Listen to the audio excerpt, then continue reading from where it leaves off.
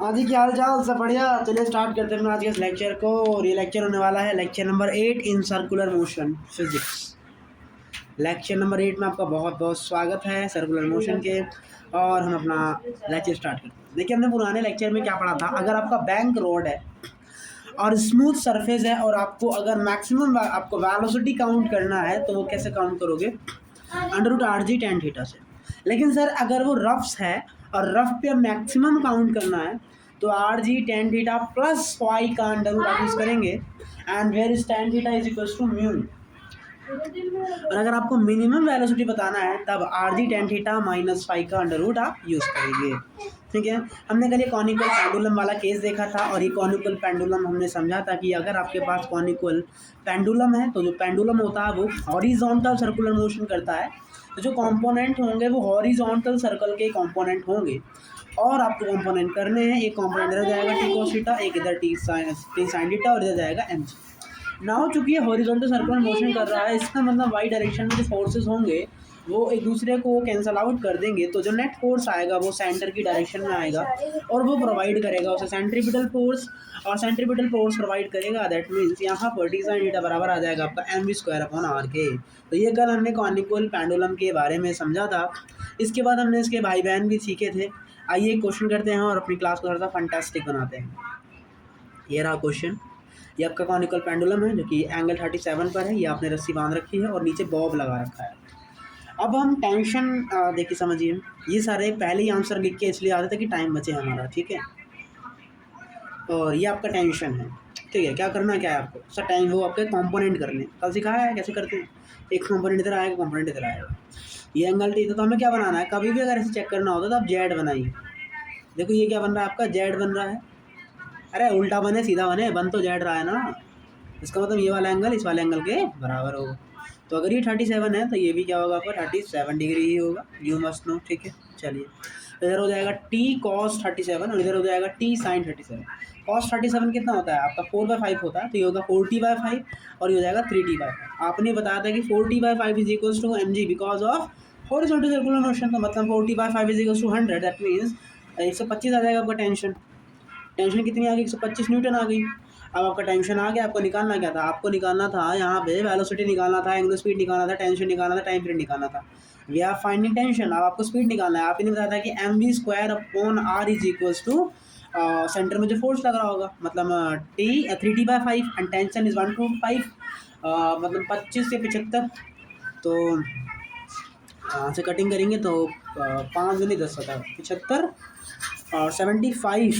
यहाँ से आपका वैल्यू आ जाएगा 75 is equal to mv²/r। Mass is 10, radius is 6।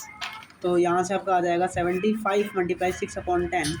इसका मतलब है 75 × 10/6। तो कैलकुलेट करोगे तो यहाँ से आपका वेलोसिटी आ जाएगा 3√5 मीटर/सेकंड।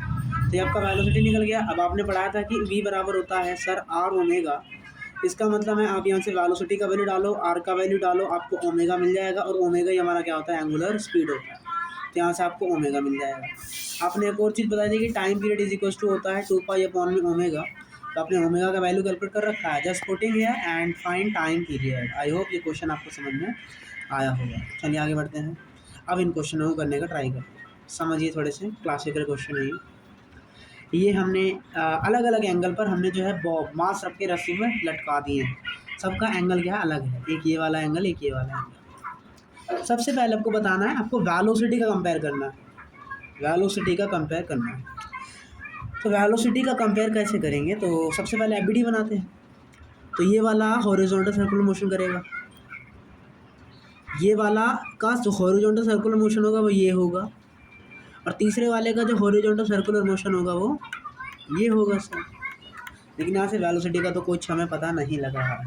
लेकिन हम एक और चीज़ जानते हैं, क्योंकि ये वर्टिकुलर सर्कुलर मोशन कर रहा है, इसका मतलब ये जो t cos थीटा होगा वो mg के बराबर आ जाएगा। इसका मतलब है कि सिर्फ एक ही टेंशन लगेगी और वो कहाँ लगेगी? सेंटर की तरफ लगेगी, जिसको हम क्या बोल रहे हैं? t sin theta. इसका मतलब t sin theta is equal to क्या हो जाएगा तुम्हारा? mv²/r हो जाएगा। और वहाँ क्या आ जाएगा? t cos थीटा बराबर mg हो जाएगा। हमें वेलोसिटी चाहिए, तो मैं क्या करूँगा? इस दोनों को डिवाइड कर दूँगा। ये इक्वेशन 1 हो गया, ये इक्वेशन 2 हो गया। दोनों क्या कर दिया मैंने, डिवाइड कर दिया। तो यहाँ क्या मिलेगा तुम्हारा, tan theta is equal to आ जाएगा v² पहली बात हमने ये याद भी कर रखा है कि वेलोसिटी बराबर क्या होता है, √rg tan थीटा होता है। अब आप क्या करिए, आपको थीटा तो नहीं दिया है, हमें हाइट पता है, हमें ये रेडियस पता है, ठीक है। रेडियस भी लेकिन सबका चेंज हो रहा है, तो हम क्या करें, तो हम क्या करते हैं, इस रेडियस का वैल्यू निकाल लेते हैं। कैसे निकालेंगे रेडियस का वैल्यू, तो उसके लिए हम एंगल बनाते हैं अलग सा जाके। हम यहाँ गए और यहाँ पर हमने एक एंगल लिया, हमें ये वाली हाइट दे रखी है h, ये एंगल दे रखा थीटा, और सबका रेडियस बदल रहा है, तो ये r है। तो ये कैसे निकलेगा सबके केस में, अगर हम tan थीटा निकालते हैं तो वो बराबर आता है लंब बट्टे आधार के, मतलब r/h के। इसका मतलब हर केस में आपका जो r आएगा वो क्या आएगा, h tan थीटा आएगा। इसका मतलब मैं r की जगह क्या लिख सकता हूँ, h tan थीटा लिख सकता हूँ। तो यहाँ क्या आ जाएगा मेरा, वेलोसिटी बराबर √hg tan² थीटा। अब जो tan² थीटा है वो ब्रैकेट से बाहर आ जाएगा और यहाँ बचेगा √hg tan थीटा। सर ये सब में सेम है, हाइट कांस्टेंट है, ग्रेविटी का एक्सेलरेशन कांस्टेंट है, लेकिन जो बदल रहा है वो आपका tan थीटा बदल रहा है। सर क्या बदल रहा है, tan थीटा बदल रहा है। तो tan थीटा जहाँ ज़्यादा होगा वहाँ वेलोसिटी ज़्यादा होगी, और जहाँ tan थीटा कम होगा वहाँ वेलोसिटी ज़्यादा होगी। और tan थीटा आपको स्लोप देता है, स्लोप देता है, तो इसका मतलब आपको यहाँ पे थीटा देखना ज़्यादा कहाँ है। तो अगर मैं ध्यान लगाऊँ तो पहला वाला इतना थीटा बना रहा है, उससे अगला इतना थीटा बना रहा है, और उससे अगला इतना थीटा बना रहा है। तो अगर हम बात करें सबसे ज़्यादा थीटा किस में दिखाई दे रहा है, तो हम बोलेंगे सबसे ज़्यादा एंगल मुझे इसमें दिख रहा है। इसका मतलब तीसरे वाले की वेलोसिटी सबसे ज़्यादा होगी, फिर दूसरे वाले की एंड फिर 1 वाले की। तो इस तरीके से आपका जो ऑप्शन नंबर 1 है वो सेम होगा, मतलब ये वाला ऑप्शन इसका करेक्ट होगा। हम लिख के इसलिए लेके आए हैं ताकि हमारा समय बचे, और आई होप की समझ में आ गया होगा। चलिए, टाइम पीरियड में रिलेशन बताना है। देखो टाइम पीरियड कैसे बताते हैं, सर आपने बताया टाइम पीरियड इज इक्वल, देखो ये सॉल्यूशन मत देखो, टाइम पीरियड बराबर क्या होता है, 2π/ओमेगा होता है, यही कहानी आपने बताई थी। और ओमेगा बराबर क्या होता है, v बराबर r/ओमेगा होता है, बिल्कुल सही। तो इसका मतलब ओमेगा की जगह हम लिख सकते हैं v/r,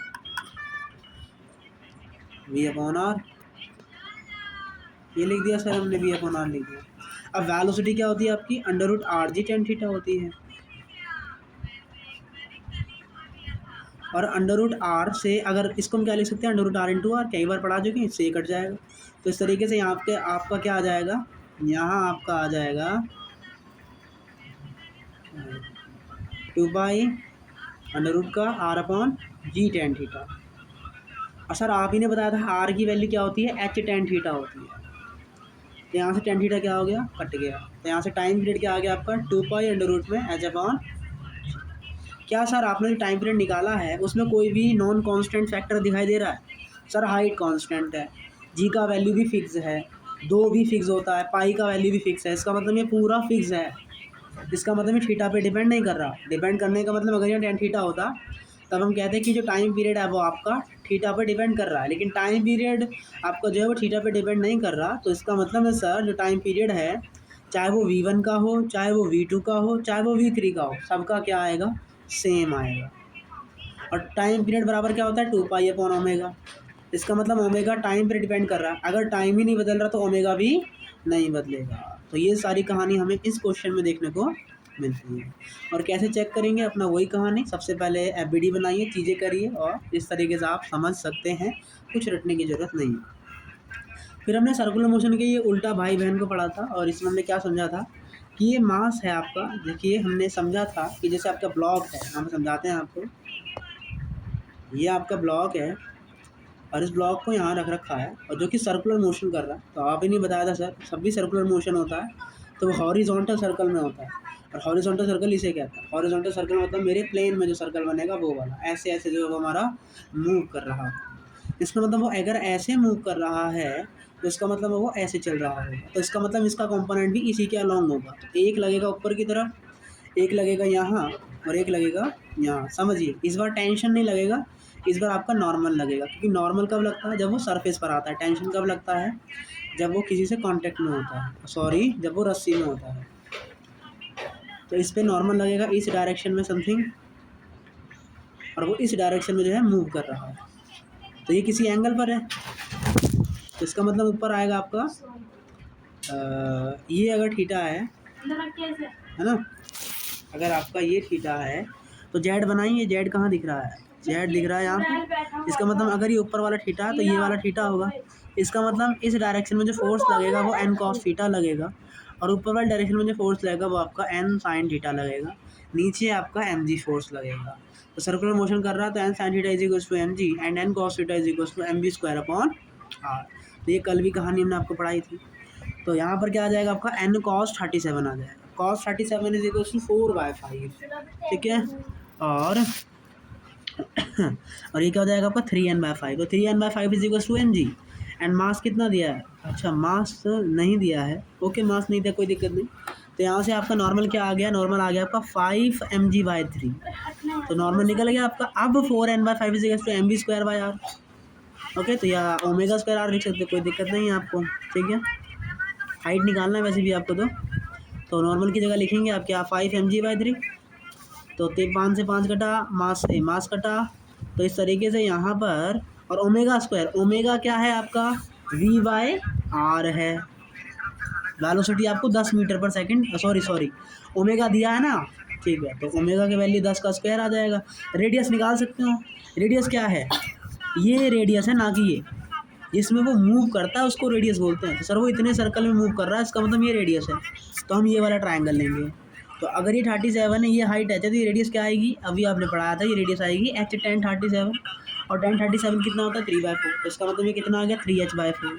तो यहाँ से सॉल्व करते हैं तो अपना हाइट आ जाता है सर 8/45 मीटर। आई होप आपको ये समझ में आया होगा, कुछ भी नहीं है, सिर्फ कैलकुलेशन है। और अगर हमारे स्टार्टिंग से लेकर अभी तक सारे कंसेप्ट फंडे क्लियर हैं तो हमें कोई भी दिक्कत इसमें नहीं होगा। चलिए, अब हम शायद ये हमने कल नहीं पढ़ा था, तो अब हम ये पढ़ते हैं pendulum in car on circular track. Circular track पर कार, अगर कार सर्कुलर ट्रैक पर है तो क्या कहानी होती है, समझिए। ये आपकी कार है जो किस पर चल रही है, सर्कुलर ट्रैक पर। इसका मतलब कार कैसे चलेगी, हॉरिजॉन्टल सर्कल में चलेगी।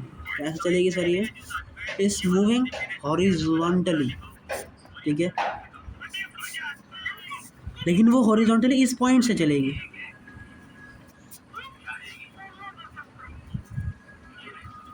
है ना। वो हॉरिजॉन्टली किस पॉइंट से चलेगी, हमारा इस पॉइंट से चलेगी। देखिए समझते हैं, चलिए यहाँ रख लेते हैं उसको। ये आपकी कार है जो सर्कुलर ट्रैक पर हॉरिजॉन्टल मूव कर रही है इस पॉइंट के अबाउट। इसका मतलब इसका जो टोटल पाथ होगा वो ये वाला ट्रैवल करेगा। तो वही कहानी होगी अपनी, अगर ये थीटा है तो ये थीटा, तो ये टी कॉस थीटा, ये टी साइन थीटा, और ये एम जी होता है। लेकिन सर रेडियस क्या होता है, रेडियस वो होता है जिस एक्सिस के अबाउट आपका वो सर्कुलर मोशन करेगा। तो वो इस एक्सिस के अबाउट क्या कर रहा है, वो घूम रहा है। कौन से एक्सिस के अबाउट घूम रहा है, इस एक्सिस के अबाउट। इस एक्सिस के अबाउट नॉर्मल लग रहा है, तो इस एक्सिस के इस वाली एक्सिस से ही आप क्या लोगे, रेडियस लोगे। इसका मतलब ये आपका रेडियस होगा, लेकिन टोटल तो ये है, तो इसका मतलब हमें ये वाली दूरी भी फाइंड करनी पड़ेगी। तो वो आप कहाँ से फाइंड करोगे, वो आप फाइंड करोगे ऊपर वाले दिए गए ट्रायंगल से। तो ये क्या आपका ट्रायंगल है, ये एल है, ये थीटा, तो ये क्या हो जाएगा एल साइन थीटा। तो टोटल लेंथ कितना हो जाएगा R plus L sine theta. आपको लेंथ मिल गया तो क्या लगा दोगे आप, T sine theta is equal to M omega square R. तो इस तरीके से आप ये दोनों इक्वेशन यहाँ पे यूज़ करोगे और आपका आंसर आ जाएगा। समझने वाली बात क्या है, देखिए ये जो सर्कुलर मोशन है वो किस पॉइंट के अलॉन्ग कर रहा है, ये इस पॉइंट के अलॉन्ग जो है बार बार घूम रहा है। लेकिन एम जी कहाँ से लग रही है, सेंटर ऑफ मास। तो यहाँ पे सेंटर ऑफ मास का फंडा नहीं आएगा। देखिए हम क्या कर रहे थे, pendulum in a car on a circular track, मतलब इस कार पे हमने पेंडुलम लटका दिया है, ये रहा। होगा क्या, देखिए ये आपकी कार है और इस कार पर अगर मैं पेंडुलम लटका दूँ तो वो क्या करेगा, वो पहले तो यहाँ होगा, फिर वो यहाँ से यहाँ जाएगा, फिर वो यहाँ से यहाँ जाएगा। तो पेंडुलम क्या करेगा, ऐसे ऑक्सीलेशन करता है, कभी इधर जाएगा फिर इधर आएगा, फिर इधर जाएगा फिर इधर आएगा। तो ऐसे कौन करेगा भैया, पेंडुलम करेगा। और ये गाड़ी क्या कर रही है, ये गाड़ी क्या कर रही है हमारा, ये गाड़ी भी ऐसे ऐसे सर्कुलर मोशन कर रही है। गाड़ी भी क्या कर रही है हमारा, ऐसे सर्कुलर मोशन कर रही है। तो ये गाड़ी सर्कुलर मोशन कर रही है और गाड़ी सर्कुलर मोशन कर रही है हॉरिजॉन्टल में। तो उसी की वजह से आपका जो पेंडुलम है वो भी क्या कर रहा है, कभी इधर जा रहा है, कभी इधर जा रहा है, कभी इधर जा रहा है, कभी इधर जा रहा है। तो हमसे पेंडुलम का क्या पूछा है, पेंडुलम के बारे में बताइए कुछ, कैसे करेंगे। कार तो ऐसे चल रही है, लेकिन पेंडुलम का पूछा है, तो देखिए पेंडुलम का पूछा है तो पेंडुलम किस पॉइंट से घूम रहा है जी, पॉइंट, इस पॉइंट से जो है पेंडुलम घूम रहा है। इसका मतलब पेंडुलम ऐसे चल रहा है, कार के साथ साथ जाएगा वो, लेकिन जो कार एक्चुअल में वो ऐसे चल रही है, इस पॉइंट से चल रही है। इसका मतलब ये वाली दूरी को मैंने आर बोल दी, लेकिन ये जो दूरी है ये अब रेडियस नहीं है, समझिए। ये कार है, कार के अंदर पेंडुलम लटका रखा है, वो पेंडुलम इधर उधर भटक रहा है। तो पेंडुलम की जो आप रेडियस लोगे वो इस पॉइंट से लोगे, क्योंकि वो यहाँ से मोशन करना चालू हुआ है, तो इसका मतलब जो टोटल रेडियस आएगी वो यहाँ से आएगी। लेकिन कार तो यहाँ से चल रही है, कार जो सर्कुलर मोशन कर रही है वो इस पॉइंट से कर रही है, इसका मतलब ये रेडियस होगा, और ये वाला एक्स्ट्रा पॉइंट आपको निकालोगे तब जाके टोटल लेंथ मिल जाएगा आपको, किसका, पेंडुलम के लिए सर्कुलर ट्रैक का टोटल रेडियस आपको मिल जाएगा। तो ये पॉइंट कहाँ से निकलेगा, ये हम निकालेंगे ट्रायंगल का यूज़ करके। ट्रायंगल कौन सा है, ये ट्रायंगल है आपका, ये एल ए थीटा थी, क्या हो जाएगा L sine theta, total length कितना हो गया R plus L sine theta, तो अंदर क्या लग रहा है टी साइन थीटा, इसका मतलब T sine theta is equal to M omega square R plus L sine theta हो जाएगा, और T cos theta is equal to क्या हो जाएगा आपका एम जी हो जाएगा। आई होप ये क्वेश्चन आपको समझ में आ रहा होगा, और येस बहुत अच्छा क्वेश्चन है। समझने वाली बात यह है कि पेंडुलम को कार के अंदर लगाया है। मान लो अगर सिर्फ कार सर्कुलर ट्रैक पर होती तो क्या होता, तो फिर तो ये कहानी नहीं होती, ये सिर्फ अभी कार चल रही होती, ठीक है, कार ही चल रही होती और क्या चल रहा हो। और हमने सा कल केस पढ़ा, अगर कार सर्कुलर मोशन में चल रही है तो उस पर क्या लगते हैं, नॉर्मल लगते हैं, फिर आप नॉर्मल को बैलेंस कर, जैसे कल सीखा था एन कॉस थीटा बराबर M G N sine theta बराबर M V square upon R, तो उस इक्वेशन से आप इन चीज़ों को कर लेते। चलिए देखिए, तो हमने कुछ क्वेश्चन होमवर्क में दिए हैं, you should try to them, आपको उनको क्वेश्चन करके लेके आने हैं होमवर्क में, कल उनका हम डिस्कशन करेंगे। चलिए आगे बढ़ते हैं। अब हम पढ़ रहे हैं VCM, vertical circular motion. What is the vertical circular motion. देखिए अभी हम पढ़ा था सर्कुलर मोशन, वो क्या था, हॉरिजॉन्टल में था, क्या था वो सर, हॉरिजॉन्टल में था। और वर्टिकल क्या होता है, वर्टिकल बोलते हैं इसको, अगर ऐसे मोशन होगा तो वर्टिकल सर्कुलर मोशन, ऐसे देखिए मज़ा आएगा। ये क्या हमारा वर्टिकल सर्कुलर मोशन,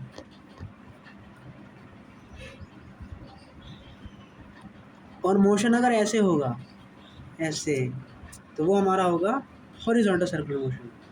कैसे होगा जी, ऐसे ऐसे ऐसे, वो ऐसे ऐसे हो रहा था, ये जी ऐसे ऐसे ऐसे ऐसे हो रहा है। अभी हम जो पढ़ के आए वो हॉरिजॉन्टल सर्कुलर मोशन पढ़ के आए थे, अब जो पढ़ रहे हैं वर्टिकल सर्कुलर मोशन पढ़ रहे हैं। तो वर्टिकल सर्कुलर मोशन पढ़ रहे हैं तो जो भी आप कंपोनेंट करोगे वो किसके अलाउंग करोगे, वर्टिकल के अलाउंग ही करेंगे। चलिए कार है जो कि ब्रिज के ऊपर चढ़ रही है, और ब्रिज कैसा है, कॉन्वेक्स है। कॉन्वेक्स का मतलब ऊपर से उठा हुआ है, ऐसा है आपका ब्रिज, कार मूव कर रही है। तो ये क्या होगा कार के साथ, FBD बनाएंगे सबसे पहले, ये हमारी कार है, तो कार के ऊपर क्या लगेगा जी, नॉर्मल लगेगा, और नीचे क्या लगेगा, MG लगेगा। अब वेलोसिटी से इधर मूव कर रही है तो इधर आएगी हमारी वेलोसिटी। अब कार क्या करेगी, धीरे धीरे नीचे जाएगी नन्ना भाई, नीचे नीचे नीचे नीचे, जो कि क्या प्रोवाइड करेगी, कार कहाँ जाएगी, ये नीचे जगह जाएगी हमारा। लेकिन यहाँ पे ये क्या कर रहा है, आपका वर्टिकल सर्कुलर मोशन कर रहा है। तो यहाँ पे हम क्या बोल सकते हैं, कार ऐसे मूव कर रही है, इसका मतलब इसका सेंटर किधर है, ये सर सेंटर की तरफ क्या लगता है हमारा, सेंटर की तरफ लगता है हमारा सर FC, सेंट्रीपिटल फोर्स। कल ही मतलब बहुत दिन पहले पढ़ा सेंट्रीपिटल फोर्स, और सेंट्रीपिटल फोर्स किसकी वजह से प्रोवाइड हो रहा है, MG नॉर्मल, इन सब की वजह से प्रोवाइड हो रहा है। तो आप ही ने बताया था FC बराबर क्या होगा यहाँ पे, MG जो कि नीचे की तरफ धकेल रहा है और ये उसका मोशन करने से रोक रहा है। बड़ा कौन सा, ये, क्योंकि वो वर्टिकल सर्कुलर मोशन ही कर रही है कार, इसका मतलब MG माइनस नॉर्मल बराबर क्या होगा, FC का वैल्यू क्या आता है, MV स्क्वायर अपॉन R, और वेलोसिटी V ही है। इसका मतलब यहाँ पर हम क्या लिख सकते हैं, MG माइनस N बराबर MV स्क्वायर अपॉन R। तो यहाँ पे आपका नॉर्मल क्या आ जाएगा, M G minus M B square upon R आ जाएगा। अगर सर नॉर्मल एम जी से कम है, मतलब एम जी ज़्यादा है, क्या है जी, एम जी ज़्यादा है, तो इसका मतलब है कि जैसे जैसे वेलोसिटी डिक्रीज़ होगी वैसे वैसे नॉर्मल घट जाएगा और ये वर्टिकल सर्कुलर मोशन करता रहेगा। देखा होगा कि हम किसी ढलान से नीचे की तरफ जाते हैं तो नॉर्मल कम होने की वजह से उसकी वेलोसिटी ऑटोमेटिकली बढ़ जाती है। अब बिना कोई एक्सीलरेशन दबाए वो गाड़ी अपने आप नीचे आ जाती है ढलान की वजह से। देखा भी होगा बड़े बड़े फ्लाईओवर के नीचे ढलान बने रहते हैं तो वो इसी शेप के होते हैं, कॉन्वेक्स शेप। क्यों? क्योंकि उन्हें पता है जैसे जैसे गाड़ी सर्कुलर मोशन करके नीचे आएगी वर्टिकल सर्कुलर मोशन में, तो वो क्या करेगी, धीरे धीरे उसका नॉर्मल अपने आप कम हो जाएगा, जिसकी वजह से उसका वेलोसिटी इंक्रीज कर जाएगा और गाड़ी को बिना एक्सीलरेशन दिए ही वो गाड़ी अपने आप क्या हो जाएगी, नीचे उतर जाएगी। काफ़ी बार हमने देखा है। और अगर नॉर्मल बराबर जी हो जाए तो इसका मतलब नॉर्मल ही जीरो हो जाए तो क्या मिलेगा आपको, वेलोसिटी मैक्सिमम मिलेगी। कितनी मिलेगी, अंडर रूट जी आर मिलेगी, क्योंकि एम जी बराबर M B square upon R कर दो तो यहाँ से वेलोसिटी बराबर क्या आ जाएगा Munna Bhai, under root G upon R आ जाएगा। आई होप आपको ये समझ में आया होगा। और जस्ट ये topic very very amazing topic है, सर्कुलर मोशन इज़ वेरी जान है ये, और कल तक ये चैप्टर भी अपना फिनिश हो जाएगा। चलिए, तो ये अपना ट्रैक है जिस पे वो गाड़ा चला रहा है। स्टार्टिंग में क्या होगा मुन्ना, स्टार्टिंग में सर ये ऊपर जा रहा है, ऊपर जा रहा है, इसका मतलब नॉर्मल ज़्यादा है कि एम जी ज़्यादा है, सर ऊपर ज़्यादा है तो इसका मतलब नॉर्मल ज़्यादा है। धर्मेंद्र प्रधान जी बाद में आइए, एजुकेशन में टाइम है। नॉर्मल ऊपर लगेगा, नीचे आपका एम जी लगेगा। बड़ा फोर्स कौन सा है, नॉर्मल है कि एम जी है। A car is moving on convex bridge with constant speed centripetal. आपने देखा होगा कि जब हम किसी ढलान पर गाड़ी को ऊपर लेके जाते हैं या हम खुद चलते भी हैं तो हमें चलने में थोड़ा सा ज़्यादा फोर्स लगाना पड़ता है या गाड़ी को ज़्यादा एक्सीलरेशन देना पड़ता है। क्यों क्यों देना पड़ता है भैया, क्योंकि उस केस में जो नॉर्मल होता है वो ज़्यादा देखने को मिलता है। इसी वजह से आपको उस पॉइंट पर चढ़ाने के लिए ज़्यादा आपको एक एक्सीलरेशन देना पड़ता है। तो मान लिया अगर मैं किसी टी टाइम की बात करता हूँ, जब आपकी कार यहाँ पर पहुँच गई है, कार नहीं है तो गाड़ी ले लो, यहाँ पहुँच गई है, ये भी वेलोसिटी से ऊपर जा रही है। एम जी कहाँ लगता है, ऑलवेज ऐसे ही हमेशा एम जी लगता है। अगर हमने क्या करा, इसको थीटा बोला तो ये हमारा क्या हो जाएगा, थीटा हो जाएगा, ठीक। अरे भाड़ में गया वो, हमने अपने आप इसी क्या मान लिया, थीटा मान लिया, तो ये क्या हो जाएगा एम जी कॉस थीटा और ये क्या हो जाएगा एम जी साइन थीटा हो जाएगा। अब सर बताइए, क्योंकि वो ऊपर जा रहा है, टॉप मोस्ट पॉइंट पर जा रहा है और धीरे धीरे क्या कर रहा है, आपका वर्टिकल सर्कुलर मोशन कर रहा है, इसका मतलब कौन सा फोर्स ज़्यादा है, एम जी कॉस थीटा। नीचे कौन सा ज़्यादा था, एम जी कॉस थीटा ज़्यादा है और नॉर्मल कम है, इसका मतलब एम जी कॉस थीटा माइनस एन बराबर क्या हो जाएगा, और सेंटर की तरफ क्या लगता है, सेंट्रीपिटल फोर्स, जिसे क्या बोलते हैं, M B square upon R. तो यहाँ से नॉर्मल क्या आ जाएगा आपका, एम जी cos theta minus M B square upon R आ जाएगा। अगर एम जी कॉस थीटा का वैल्यू नॉर्मल से ज़्यादा है, इसका मतलब एम जी कॉस थीटा ज़्यादा है, तो क्या होगा, कार ऊपर जाएगी, कार कहाँ जाएगी तुम्हारी, ऊपर की तरफ जाएगी। As car goes up A to B, theta decrease, cos theta increase, normal increase, friction decrease. क्या बोल रहा है देखो, ऊपर जाने पर जो थीटा होता है वो बढ़ता जा रहा है, थीटा डिक्रीज हो रहा है, ऊपर जाने पर थीटा क्या हो रहा है, डिक्रीज हो रहा है। थीटा क्या हो रहा है जी, अगर हम ध्यान से देखें तो यहाँ पे थीटा डिक्रीज हो रहा है, यहाँ ये था फिर यहाँ पहुँच गया तो थीटा उसका डिक्रीज हो गया, थीटा क्या हो रहा है यहाँ पे जाने पर, डिक्रीज हो रहा है। जैसे जैसे ऊपर जाते हैं वैसे वैसे थीटा क्या होता है, डिक्रीज होता है। अगर समझ नहीं आ रहा तो हम अपने तार को ले सकते हैं और तार में कुछ बांध के कर सकते हैं,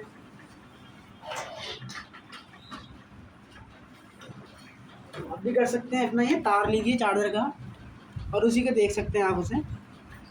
देखिए पहले थीटा ये था तो थीटा ये है, पहले थीटा ये है, चलो स्टार्टिंग में क्या है वो यहाँ पर है, जाहिर सी बात, मतलब थीटा उसका बहुत ज़्यादा है, थीटा क्या है उसका ज़्यादा है, ज़्यादा है मतलब ऐसे है, ये थीटा है हमारा। अब सर आपने क्या करा, नॉर्मल कम हो रहा है, मतलब वेलोसिटी बढ़ रही है, तो वेलोसिटी बढ़ा देते हैं। तो अगर हम वेलोसिटी बढ़ा रहे हैं तो हो क्या रहा है, अब थीटा धीरे धीरे क्या हो रहा है, यहाँ पे कम हो रहा है। थीटा धीरे धीरे क्या हो रहा है, कम हो रहा है। और अगर अभी भी समझ नहीं आ रहा तो याद कर सकते हैं, ऊपर जाते पर थीटा डिक्रीज होता है, और कॉस थीटा डिक्रीज होने का मतलब है कॉस थीटा क्या हो रहा है, इंक्रीज हो रहा है। तो अगर आपका थीटा इंक्रीज हो रहा है तो इसका मतलब आपका नॉर्मल भी क्या हो रहा है, इंक्रीज हो रहा है। नॉर्मल क्या हो रहा है हमारा, और चूंकि वो ऊपर जा रहा है, नॉर्मल ज़्यादा है, इसका मतलब फ्रिक्शन क्या हो रहा है हमारा, डिक्रीज हो रहा है। आपने पढ़ता, मैंने आपको पढ़ाया है, जो लिविंग ऑब्जेक्ट्स होते हैं या जो ऑटो व्हीकल्स वगैरह होते हैं, जो फ्रिक्शन होता है उनकी वेलोसिटी को बढ़ाने का काम करता है। तो यहाँ पर क्या हो रहा है, नॉर्मल बढ़ रहा है, मतलब वो वेलोसिटी उसकी कम हो रही है, आपको ज़्यादा ज़्यादा एक्सलेशन लगाना पड़ रहा है, ज़्यादा फोर्स लगाना पड़ रहा है। इसका मतलब वहाँ पे आपका फ्रिक्शन भी क्या हो रहा है, कम हो रहा है। और ऐसा एक्चुअल में होता भी है। तो आप समझ लेंगे कि जैसे जैसे कार नीचे वाले पॉइंट से ऊपर वाले पॉइंट की जाती है तो थीटा जो होता है वो डिक्रीज करता है, और थीटा डिक्रीज करने का मतलब है कॉस थीटा क्या होना, इंक्रीज होना। कॉस थीटा का क्या होना, इंक्रीज होना। और अगर कॉस थीटा इंक्रीज हो रहा है इसका मतलब एम जी कॉस थीटा क्या हो रहा है हमारा, देखिए थीटा डिक्रीज होने पर कॉस थीटा इंक्रीज कैसे कर रहा है, एक सेकेंड। कॉस 90 का वैल्यू कितना होता है, 1 होता है। कॉस, हाँ ठीक है, देखो नीचे, हाँ मिस्टेक, देखिए समझने वाली बात है और बढ़िया टॉपिक है। देखिए हो क्या रहा है, अब समझ आएगा आपको। ये देखिए पहले ये यहाँ भागा तो एंगल कितना बना रहा था, इतना। फिर यहाँ गया तो अब एंगल कितना हो गया, इस पॉइंट से इतना हो गया। देखो उसे ए से बी जाना है, कहाँ जाना है उसे, ए से बी, तो उसके बीच का एंगल लेना पड़ेगा। तो ए से बी जब स्टार्टिंग में था तो एंगल कितना बन रहा था, एंगल बन रहा था 90 डिग्री। ये पूरा। लेकिन जैसे ये यहाँ पहुँचेगा तो एंगल कितना बनेगा, सॉरी, अब वो यहाँ पहुँच गया तो अब एंगल कितना हो गया, थीटा क्या हो गया यहाँ पे, अब एंगल कितना हो गया, अब एंगल कितना हो गया, अब एंगल कितना हो गया, पहले कितना था अब कितना हो गया। इसका मतलब थीटा धीरे धीरे क्या हो रहा है, डिक्रीज हो रहा है। और सर कॉस के केस में क्या होता है, कॉस जीरो की वैल्यू, कॉस जीरो से लेकर कॉस 45 तक, कॉस जीरो से लेकर कॉस 45 तक जो कॉस का वैल्यू होता है वो बढ़ता है। लेकिन मतलब बढ़ने का मतलब कॉस जीरो से 45 तक जो वैल्यू होता है वो जैसे जैसे थीटा डिक्रीज करता है वैसे वैसे जो कॉस थीटा होता है वो बढ़ता जाता है। कॉस 45 का वैल्यू कितना होता है, 1/√2 होता है, जो कि कितना होता है लगभग √2 एंड √2, मतलब √2/2, मतलब 1.4/2, मतलब 0.7। तो ये वैल्यू आ रही है 0.7, लेकिन कॉस जीरो का वैल्यू आ रहा है 1। इसका मतलब अगर थीटा आप छोटा लोगे तो कॉस का वैल्यू क्या आएगा सर, बड़ा आएगा, बड़का आएगा। कैसा आएगा सर, बड़का आएगा जी। अब ध्यान से देखिए सर, एम जी cos theta minus M B square आ रहा है सर, एम वेलोसिटी फिक्स है, मास फिक्स है, रेडियस फिक्स है, ये तो बदलेगा नहीं। स्टार्टिंग में एंगल ज़्यादा है, इसका मतलब कॉस थीटा का वैल्यू क्या आएगा, बड़ा आएगा। इसका सॉरी कॉस थीटा का वैल्यू क्या आएगा, छोटा आएगा।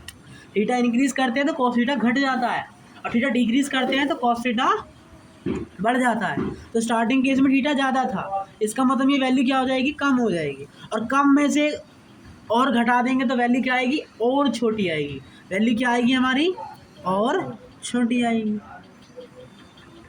लेकिन धीरे धीरे हो क्या रहा है, धीरे धीरे थीटा कम हो रहा है, इसका मतलब कॉस थीटा बढ़ रहा है, इसका मतलब ये वाला बढ़ रहा है। तो बढ़के में से छोटका घटाएंगे तो बड़का ही मिलेगा। तो इसका मतलब है, आप इसे समझ गए होंगे आखिरकार मेरे भाई, कि अगर ए से बी तक जाते हैं तो जो थीटा होता है वो डिक्रीज करता है, तो कॉस थीटा इंक्रीज करता है, इसकी वजह से नॉर्मल भी इंक्रीज कर जाता है। और आपको गाड़ी को ऊपर लेके जाने में ज़्यादा दम लगाना पड़ता है, ज़्यादा फोर्स लगाना पड़ता है, ये रीज़न है। आई होप आप समझ गए होंगे। अब फ्रिक्शन क्या होता है, जो पीछे लग रहा होता है, पीछे क्या लग रहा है, जो वेलोसिटी का अपोज करे, मतलब एम जी साइन थीटा।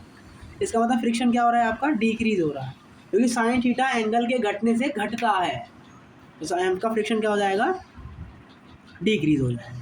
तो ये सारी कहानी थी। अगर आपको समझ नहीं आया तो आप गधे हैं या फिर आप याद कर लीजिए।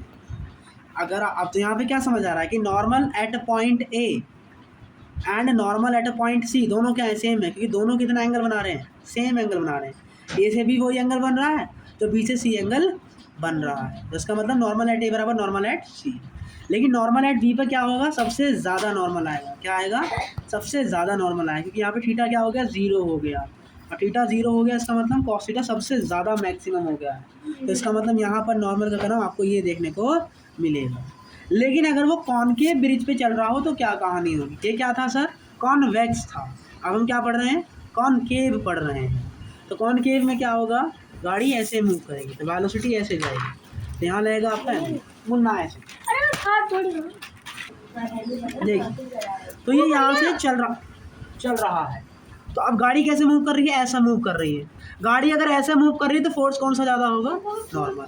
लेकिन अगर गाड़ी ऐसे मूव करी तो गाड़ी कहाँ जा रही है, नीचे की तरफ, तो बड़ा फोर्स। लेकिन ऐसे जा रही तो गाड़ी कहाँ जा रही है, तो बड़ा फोर्स। इसका मतलब नॉर्मल इसमें से एम जी घटाएंगे, बराबर कर देंगे M V square upon R के। तो नॉर्मल बराबर क्या आ जाएगा, M G plus M V square upon R. ठीक है। अब एम जी में हम क्या कर रहे हैं, एम वी स्क्वायर जोड़ रहे हैं। अब आप खुद ही सोचिए, किसी में कुछ जोड़ते हैं तो वैल्यू क्या आती है, बड़ी आती है। इसका मतलब नॉर्मल क्या होगा हमारा, एम जी से हर केस में बड़ा देखने को मिलेगा। आई होप आपको ये यहाँ पर समझ में आ गया होगा। चलिए आगे बढ़ते हैं। अब कोई ऐसा केस देखते हैं, एट एंगल थीटा पर गाड़ी को जो है यहाँ जाना है, और वो क्या कर रही है, कॉनकेव में मूव कर रही है, ऐसे मूव कर रही है। तो हम बीच में किसी एंगल पे बना लेते हैं, तो यहाँ पे नॉर्मल लगेगा, यहाँ एम जी, तो यहाँ एम जी कॉस थीटा, यहाँ एम जी साइन थीटा, यहाँ फ्रिक्शन। घुमाएगा कौन, नॉर्मल और एम जी कॉस थीटा। इसका मतलब नॉर्मल माइनस एम जी कॉस थीटा बराबर क्या हो जाएगा, M G square upon R. मतलब नॉर्मल बराबर क्या हो जाएगा यहाँ से, एम जी cos theta plus M G square और आर, और फ्रिक्शन बराबर क्या हो जाएगा, एम जी साइन थीटा। तो आई होप आपको यहाँ पर ही समझ में आ गया होगा। तो ये सारी कहानी अब किस में देखने को मिलती है, कॉनकेव वाले ग्राफ में देखने को मिलती है। यही रीज़न है कि आपके जो रोड होते हैं वो ऐसे नहीं बनाए जाते, क्योंकि उसे ऐसे चढ़ाने में बहुत समय लग जाएगा। इसलिए हम क्या करते हैं, रोड को थोड़ा सा ऊपर की तरफ उठा देते हैं, तभी गाड़ी कहाँ चढ़ जाती है, ऊपर हाईवे की तरफ मूव कर जाती है। देखा होगा, और नहीं देखा तो जाके देख लीजिए। चलिए, तो आई होप आपके वो सारे चीज़ें समझ में आ गई हैं। अब वर्टिकुलर सर्कुलर मोशन के क्वेश्चन को हल करते समय आपके पास कुछ टूल्स हैं, और वो क्या टूल्स हैं वो आपको पता होने चाहिए। क्या टूल्स हैं, पहला टूल सेंट्रीपिटल फोर्स इक्वेशन आपको लिखने आनी चाहिए। सेंट्रीपिटल फोर्स मतलब सेंटर की तरफ क्या क्या फोर्स लग रहा है, आपको ये क्वेश्चन लिखने आनी चाहिए। अब किसकी बात करेंगे, पेंडुलम की। पेंडुलम किसे कहते हैं जी, आप एक रस्सी ले लीजिए, उसमें कुछ बांध दीजिए, तो वो क्या करता रहेगा, बार बार घूमता रहेगा। जिस पॉइंट पर आप छोड़ते हैं उसी पॉइंट पर वो बार बार जाता है। तो इसी को हम क्या बोलते हैं जी, पेंडुलम बोलते हैं। तो ये आपका क्या हो गया, पेंडुलम हो गया।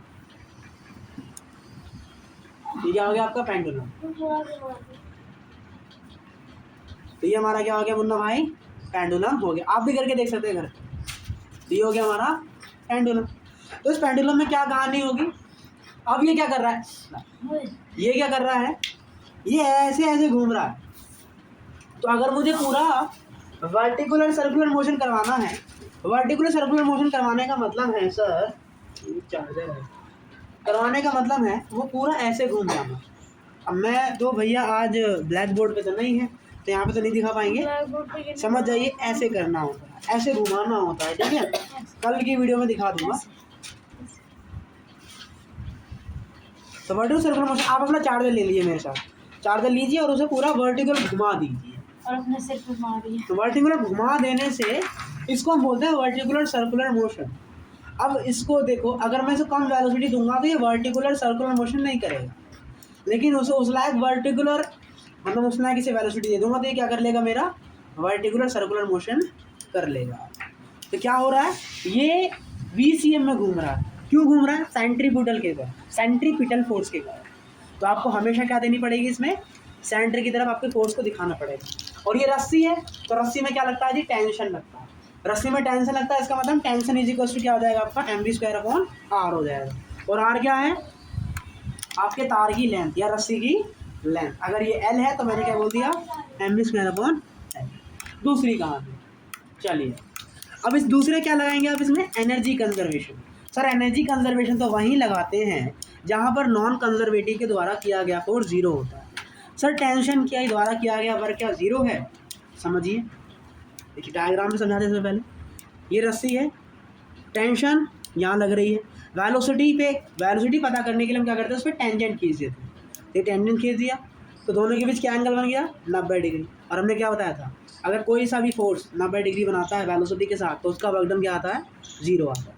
तो नॉन कंजर्वेटिव फोर्स के द्वारा क्या गया, वर्क डन क्या आ गया, जीरो आ गया। इसका मतलब यहाँ क्या लग सकती है, वर्क एनर्जी थ्योरम, मतलब एनर्जी कंजर्वेशन थ्योरम लग सकती है। इसका मतलब आप क्या लगा सकते हो, K1 + U1 बराबर K2 + U2 जो है आप यहाँ पे लगा सकते हो।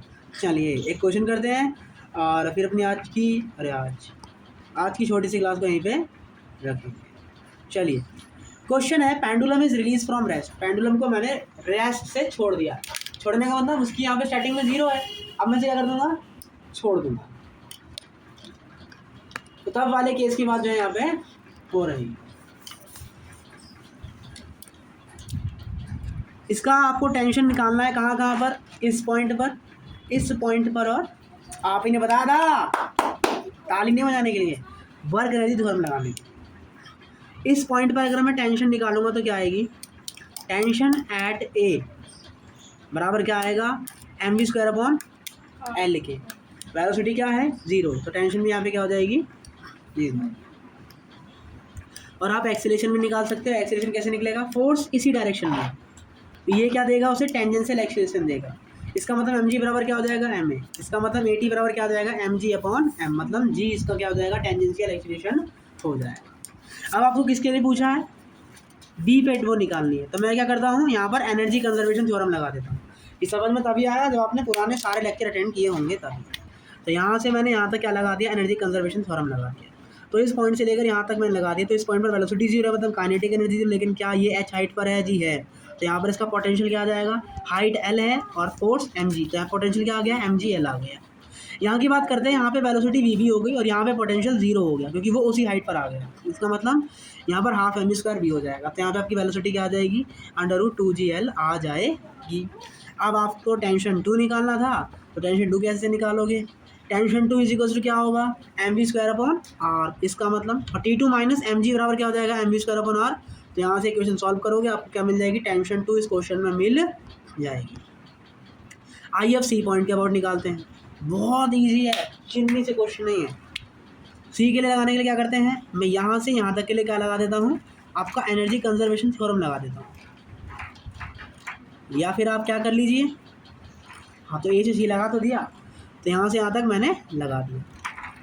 तो यहाँ पर इसका वेलोसिटी क्या है, जीरो, मतलब काइनेटिक एनर्जी क्या होगी, जीरो। क्या ये किसी हाइट पर है, मैंने ये नेचुरल हाइट मानी है, तो ये किसी हाइट पर है। इस हाइट को क्या बोलेंगे, निकाल लेते हैं। ये टोटल लेंथ कितनी है, L है, लेकिन मुझे तो इतनी चाहिए, कैसे निकालेंगे समझिए। तो हम ये वाले ट्रायंगल पे जाएंगे, ये थीटा है, ठीक है, ठीक है, हाँ जी ठीक है।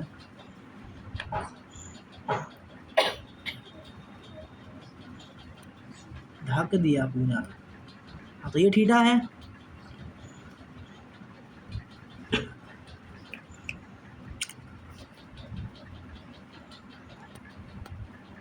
और ये अपना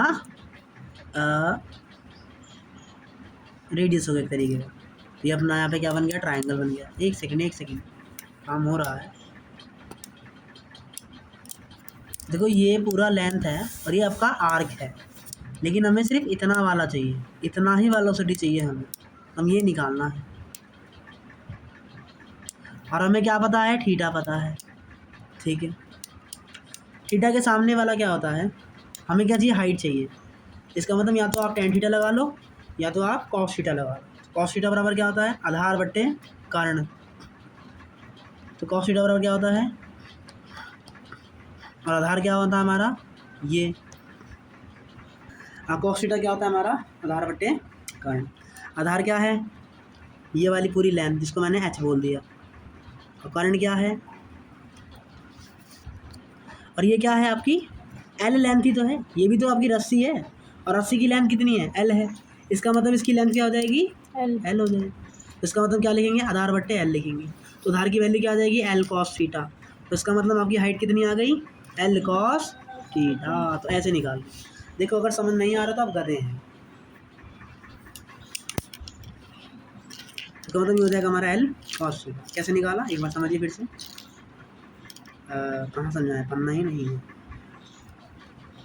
या तो आप याद कर लो। याद करना तो बेकार है, कितना याद करोगे, इतना सारा फॉर्मूला याद नहीं होता।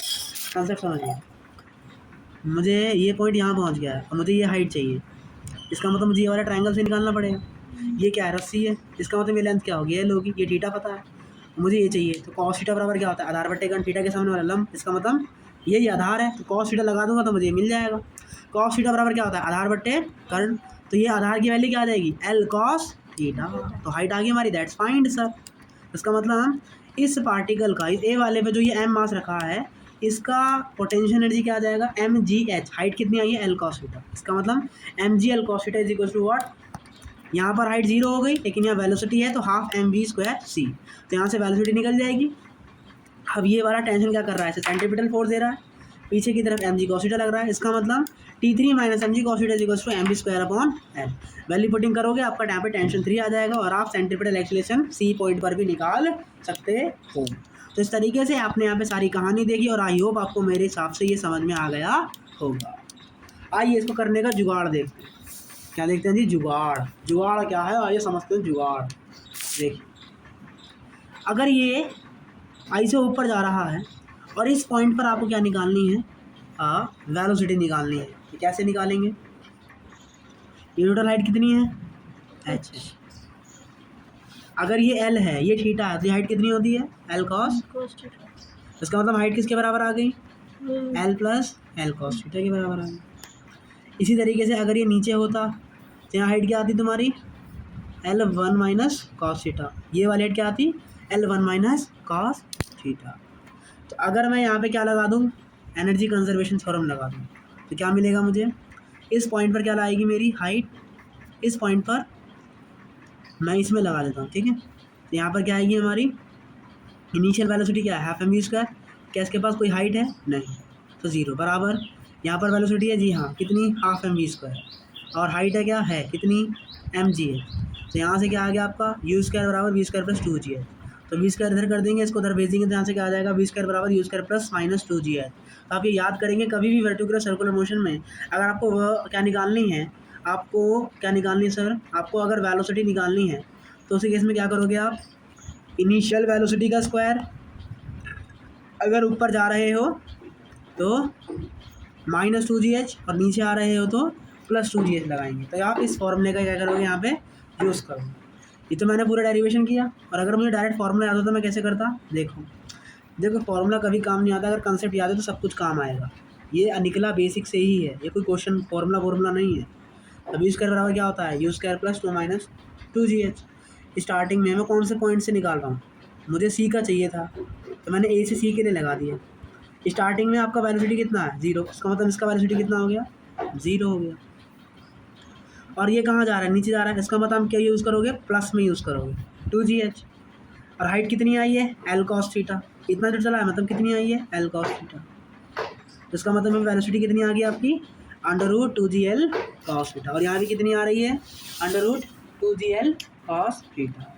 तो इस तरीके से हम यहाँ पे इस फॉर्मूले का यूज़ करके अपनी वेलोसिटी को निकाल सकते हैं। आई होप ये सारे कंसेप्ट आप समझ में गए होंगे, आपने बेसिक से कहानी समझी है, आपने हर प्रकार की कंसेप्ट को समझा है। आई होप आपको समझ में आ गया होगा। आज का लेक्चर कंसेप्चुअल था और इतना बड़ा लेक्चर मेरा शायद ही जाता है। आज सर्कुलर मोशन का शायद मेरे हिसाब से सबसे बड़ा लेक्चर होगा, क्योंकि हम फटाफट कंसेप्ट को ख़त्म कर रहे हैं। और हमारे जितने भी लेक्चर हों 20-25 मिनट के सर्कुलर मोशन के, ये लेक्चर बड़ा है और ये थोड़ा कंसेप्चुअल भी है, और इससे काफ़ी ज़्यादा क्वेश्चन आते हैं जेईई मेंस में, और क्या पता नीट में भी आ जाए। तो इस टॉपिक को मजबूत करके रखिए और आपका ये चैप्टर कल फिनिश हो जाएगा। मिलते हैं, तब तक बेटा बाबा, जय हिंद भारत, पढ़ते रहिए, नाचते रहिए, खाते रहिए।